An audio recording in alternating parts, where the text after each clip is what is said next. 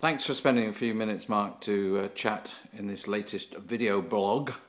I'm wanting to ask you this time a bit about home and away form, Fylde in particular, but sport more generally. Why away matches so much more difficult than home matches to produce sustained performance? Well, that's the 90,000 or whatever the phrase is, dollar question. I personally, over many years, have never been able to come up with a logical answer. The pitch is more or less the same. It's the same playing conditions. You could argue there might be slight sort of slope differentials that the home team are more used to, but more often than not, you know, it shouldn't be an issue. You can't say changing rooms are really an issue. Travel might be, the length that you travel could be a factor, but the higher up sport you go, many sort of top teams travel the night before, stay in hotels, prepare. So that, in general terms, that shouldn't be an issue. It's just one of those things. It might be psychological, that it feels more difficult to win away from home, but I feel under more pressure at home than I do away. I think that, you know, we should feel free of the shackles of expectancy away from home, but you know, it affects different people different ways. In team sport, your preparation is a team based, obviously, but individuals like to prepare in different ways, none more so than at Fylde. Just talking to David Wiseman, if we actually videoed the moment we get to a ground to the moment we'll go out to play the match, you see a complete diversity of the way people prepare to play. Some players who should remain nameless wrap up in a subsuit and go to sleep. Other players are playing loud heavy metal music, thrash metal music through earphones and winding themselves up into a rage. So maybe the environment of an away changing room produces a psychological effect, but in that overly long answer, I probably haven't come up with an answer. In specific terms for Fylde this season, perhaps even more than last season, we have, in relative terms, struggled more away than at home. And okay, maybe you've explained some of the reasons for that in general terms. But looking back on the 4 defeats that we've suffered away successively, are there any kind of general observations you have about the nature of that competition? The two ways of looking at that, there's 20 points on offer. We've amassed 6. I spurned 14. We should have won at Doncaster. Well, we certainly could have won at Doncaster. Should have won / drawn at Esher, and should have won at Cinderford. Loughborough could have gone either way. Coventry, we were beaten fair and square. So we've been competitive in all the games we've mentioned about losing. But by the same token, Worthing came up to us and beat us on our own patch. And we've been away and we've won at Blackheath and won at Albanians early on in the season. I just think we've just got to keep backing ourselves. We've got to keep focused whenever we take the pitch. And if you look at the teams in our sort of environment in the league table, for example, Tynedale Blaydon, Tynedale race into an early lead, they end up losing by 50 points. Up at Blaydon it can go like that. Worthing won at Richmond on Saturday. So there's a lot of variance in week to week performance. I think the only real consistent sides are the top 1, 2, possibly Rosslyn Park as well. So Doncaster and Esher, and even they've lost games. You know, to struggle to get consistency, and it's no.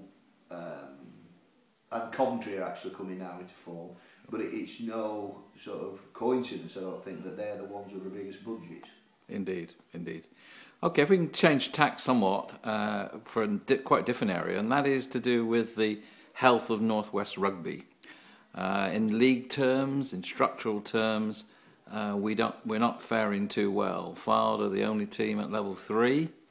Level 4, there's a number of teams, some of whom are vying for promotion, some not. But how do you look at as a acute an observer of the Northwest Rugby scene as yourself, how do you look at it now and see what's going to happen in the next year or two?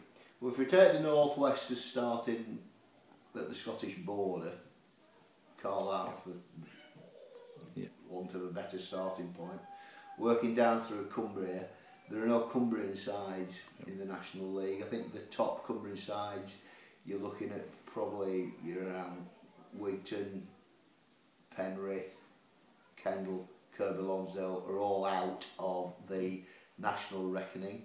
Their second team league's gone within Cumbria.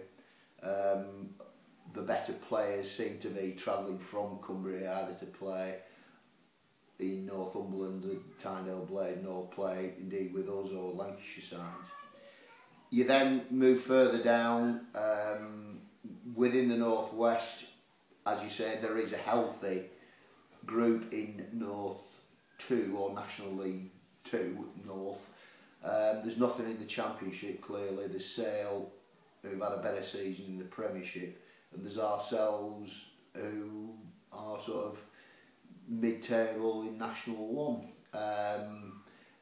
Possibly Macclesfield would be hopeful of returning.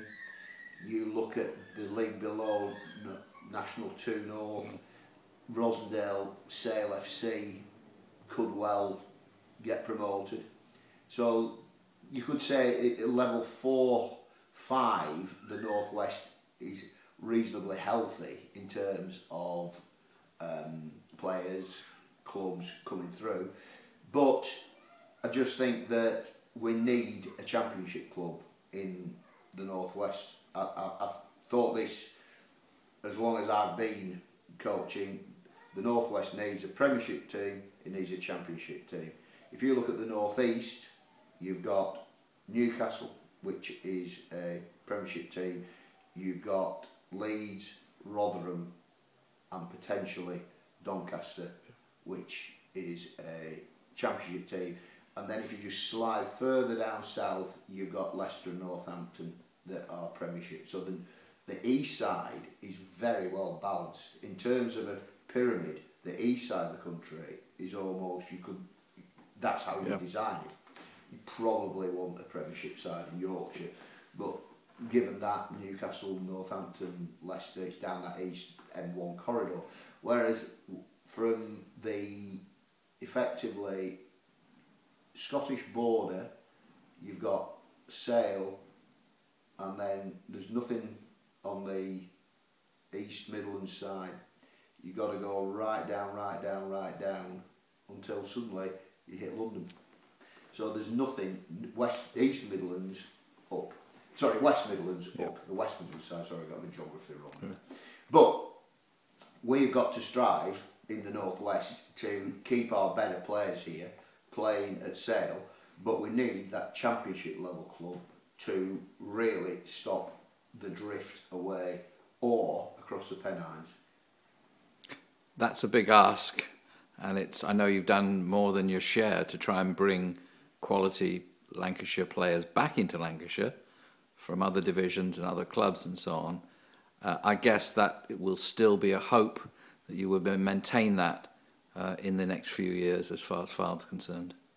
Absolutely. I mean, it's imperative that Fylde stay at National 1. If we were in National 2 and there was no Northwest side in levels 2 and 3, that would be serious problems for the area or the region. I think Fylde are possibly the best placed club to go up into the Championship in terms of where we are league position wise. Geographically, I'm not too sure. I think there's a sort of unspoken desire from Sale FC to go in the Championship. But then you've got the Championship and Premiership club basically out of the same small area of South Manchester.